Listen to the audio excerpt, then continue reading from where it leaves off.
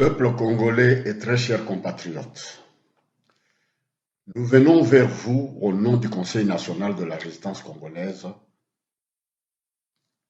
pour faire la lecture de la lettre ouverte concernant le voyage du roi Philippe au pays de Kimbangu, Lumumba, Kasavubu et Mobutu, pour ne citer que cela.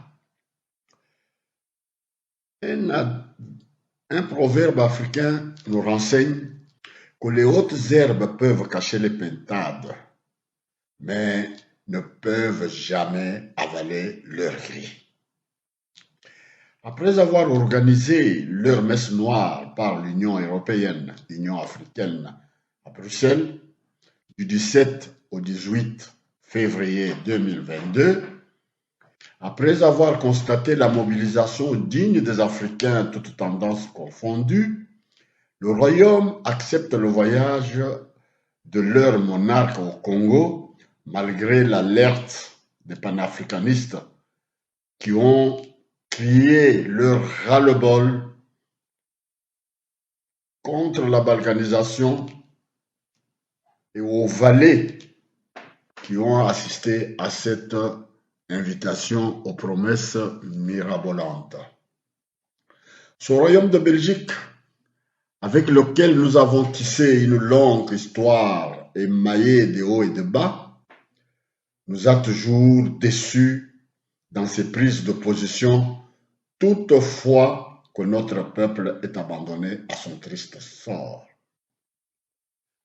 Nous ne saurons comprendre la gravité de ces certaines attitudes si l'on n'a pas à l'esprit le support historique des événements vécus par nos deux peuples. L'hypocrisie a toujours été la dose des hommes politiques belges. Elle les présente tous sous l'aspect digne et respectable qu'exige la noblesse de leurs fonctions, mais personne ne sait ce qu'ils portent au-dessous de cette toge. Le peuple congolais, proie sous le poids de la misère la plus noire à cause des régimes impopulaires nous imposés par les décideurs impénitents qui n'ont ni d'amis, rien que leur intérêt, et pourtant, ce Congo peine à se démocratiser faute de ses dirigeants non élus, mais imposés de la manière la plus abjecte connue de tous suite à des élections qui n'en sont pas une. Des élections folkloriques et meurtrières qui font la honte de tant d'années de civilisation. Pouvons-nous rappeler qu'en 1993, la maison royale belge avait interdit au maréchal Mobutu de venir assister aux obsèques du roi Baudin au motif qu'il était dictateur. Aujourd'hui, 2022, le roi des Belges tient mordicus à défier le peuple du Congo qui gémit encore sous la pire dictature de Chilombo, nommé et non élu, le pays où le massacre de la population se poursuit, viol, pillage de nos richesses par des multinationales et par des pays limitrophes sont le lot quotidien de notre peuple, dont les auteurs cités dans le rapport Mapping défrayent encore la chronique, et le roi ne s'en émeuve pas et veut aller soutenir ce pouvoir décrié dictatorial. Patrice Emery Lumumba a été assassiné il y a aujourd'hui 61 ans.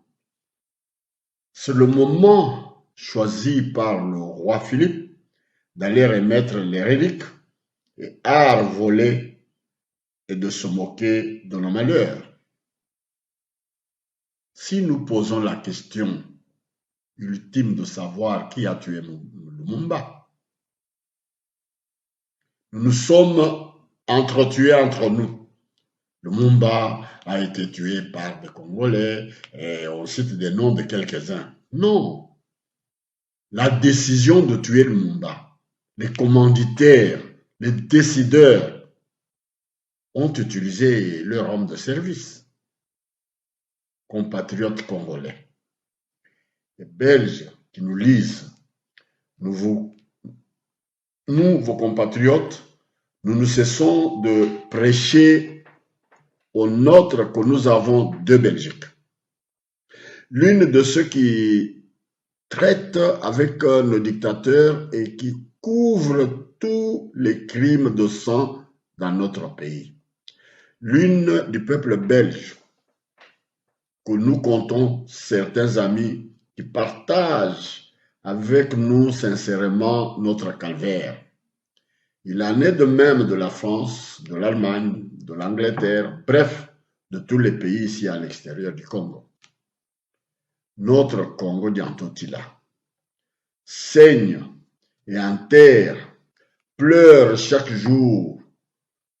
Il passe ses morts dans l'Est et partout où règne encore l'insécurité totale. Nous sommes dans un État sans État. Voici le tableau peint pour accueillir ce monarque belge au pays de son ancêtre Léopold II. Répondant attitré de ce peuple meurtri dans la diaspora ici, nous déclarons ce voyage royal inopportun. Et comme il s'entête, qu'il sache qu'il crache sur nos millions de morts, tant que ces morts se continuent à mourir sous ce régime de la honte. Peuple congolais, ce message qui est contenu dans cette lettre ouverte nous concerne.